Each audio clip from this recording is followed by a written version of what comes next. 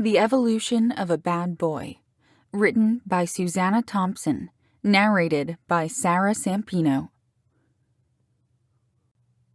Chapter 8. Celeste knew that Olivia was right. She was starting to like Dylan more with each passing day. Now that they had called off the bet, she didn't know why she was still continuing to see him. She didn't know what was really going on between them, but she knew that it was happening too fast. After her reaction last night, she knew that she didn't want him to sleep with other girls. That must mean that she had already developed feelings for him, so she feared that she was getting in too deep. How would she handle it when he gave into temptation and went back to his player ways? He had told her himself that he had attracted groupies, and he was likely to have more of them once more girls saw him perform. She already knew that she had no future with him, so why put off the inevitable? It would be better for the relationship to end sooner rather than later. Even though it had been less than a week since she started hanging out with Dylan, she would miss him if they parted ways. Yet it would be the rational thing to do, since she was too attracted to him to try to be just friends.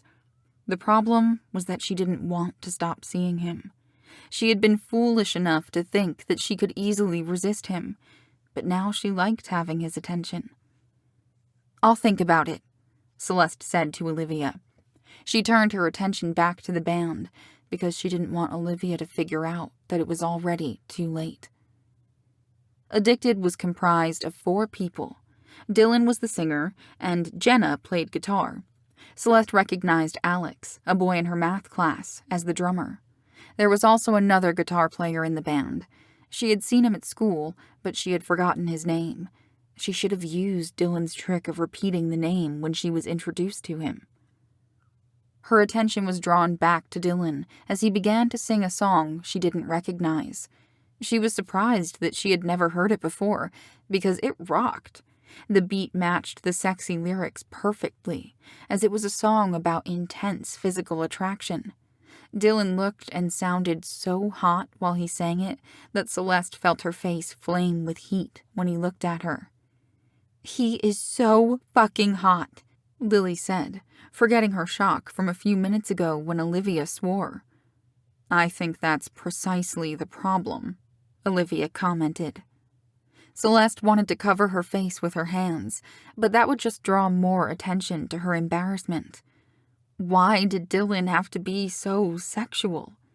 That was the last song they played, so she was still flushed from that arousing performance when he came over to talk to them. "What did you think?" "That was amazing," Lily exclaimed. "Who sings that song you just played? I really like it." He beamed with pleasure at her compliment. "Jenna and I actually wrote that one." "You wrote that song?" Celeste asked in disbelief. "It's so good." If possible, his smile became even more radiant. "Thanks." He turned back and called out Jenna's name. "It's a hit." She came over to talk to them. "Dylan wrote the lyrics and I wrote the music." "You're very talented," Olivia said. Dylan looked at her in surprise, and he sounded very serious when he spoke. "That means a lot coming from you. I hear you're a tough audience." Olivia was equally serious. "I tell it like it is."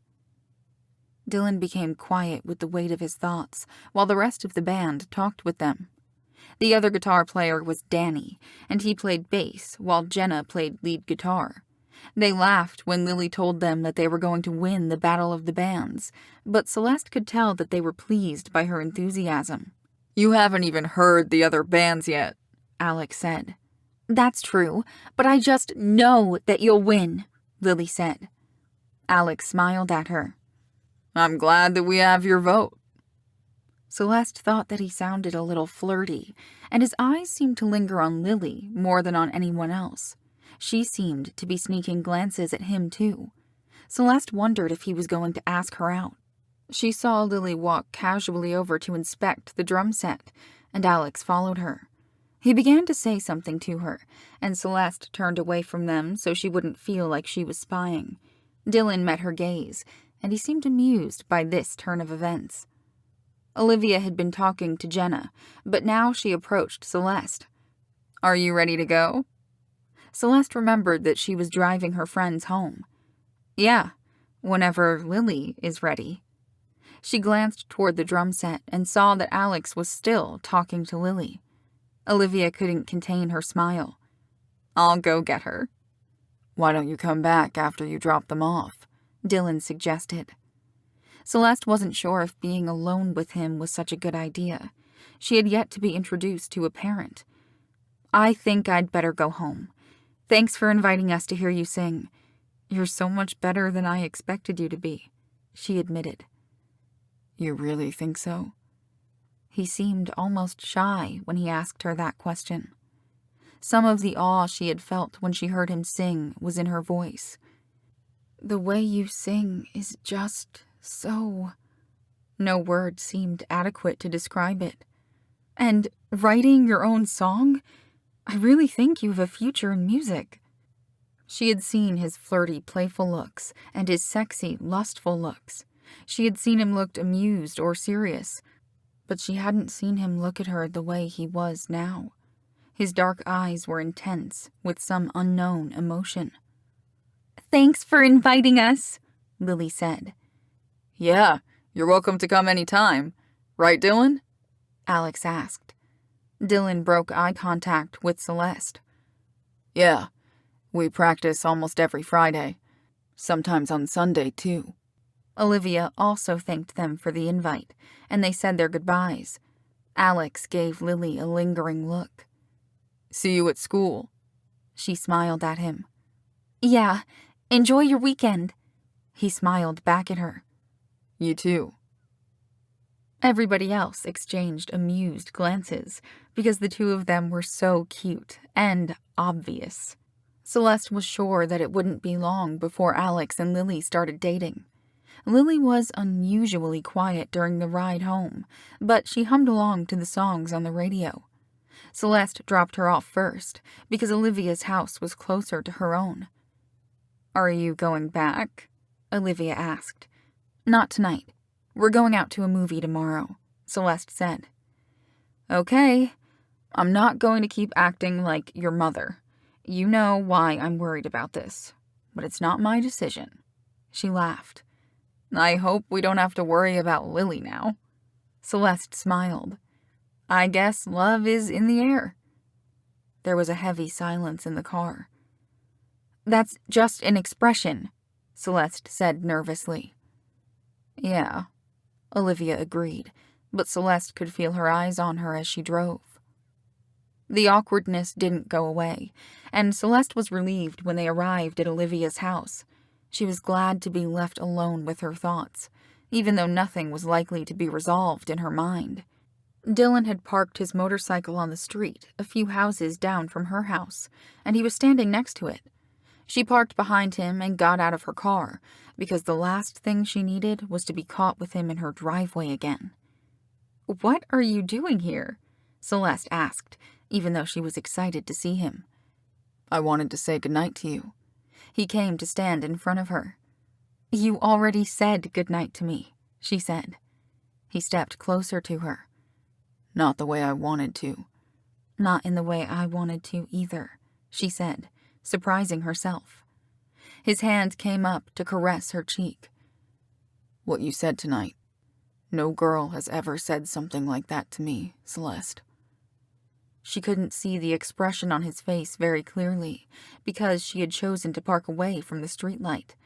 There was an intensity in his voice, although his touch was tender. "You mean about your singing? Didn't the girls in the coffee shop tell you what a great singer you are?" "They told me how sexy I am. That's all girls ever say to me." "I wonder why," she said with a smile. "Anyway, Olivia told you that you're talented." "Yeah, but Olivia's not hot for me. It's nice to hear something like that from a girl who's attracted to me." "You sure come on all sexy for a guy who wants girls to like him for more than his body. I hate to break it to you, but Olivia thinks you're hot too," Celeste informed him. "But she's not hot for me. There's a difference." This intrigued her. How do you know? I can always tell. Anyway, she's hot for someone else, Dylan said. What? Olivia had never shown an interest in any guy as far as Celeste could tell. Who? Can we talk about this another time? I came here to see you. His hand slid down to her chin. You see with your eyes, Celeste said, but she was already tilting her head for his kiss. Some of the tenderness carried over into the kiss, but it was soon replaced by passion. His body was pressed against hers as she leaned against the car, and she tangled her hand in his sexy rock star hair. The kisses were intoxicating, and she only put a stop to them when she felt his hand cup her breast. That was when she remembered that they were on the street, and anybody could come by and see them. She turned her head when he tried to recapture her mouth with his own. I have to go home. I know. He nuzzled her neck. Don't give me a hickey. She pushed against his chest. That's not what I want to give you, he said as he stepped back. You should have come back to my house. Not after I heard that song you wrote. I felt like you were singing it to me. She didn't have to imagine the reaction if he had sung it in the coffee shop. I was singing it to you. Did it turn you on, Celeste? His voice was so sexy that she should have known he'd be a sexy singer, too. Do you have a recording of it? Here with you? Yeah, we have a demo. She knew that she shouldn't ask, but she wanted it. Could you make me a copy? I promise I won't give it to anyone else. You liked it that much? I'll give you a copy if you tell me why you like it. He was playing his seduction games again. I'm not supposed to tell you how sexy you are. Isn't that right, Dylan? She was flirting with him, and he knew it. I'll make an exception for my girlfriend. Hearing him call her that gave her a little thrill. I like it because it describes how I feel about you. Her heart was pounding in her ears when she finished speaking. He was silent for a long moment. You were right not to come back to my house, Celeste, he said in a rough voice that was even sexier than before. Then he pulled her into a hot kiss that left her breathless. He opened the car door for her after he let her go. I'll give you the copy tomorrow. Thanks for being there tonight. Thanks for having me, she said as she sat down in the car. His laugh was just as sexy as everything else about him. I'm still looking forward to that, Celeste. Did she have to watch every single thing she said to him? What did it matter after what she had admitted to him? Good night, Dylan. Yes, it was, Celeste. It was a very good night. He shut the door for her and watched her drive down the street and into her driveway. She got out of the car and turned to see him take off on his motorcycle. Yes, she thought. It was already too late for her to get out of whatever trouble she was getting herself into with Dylan.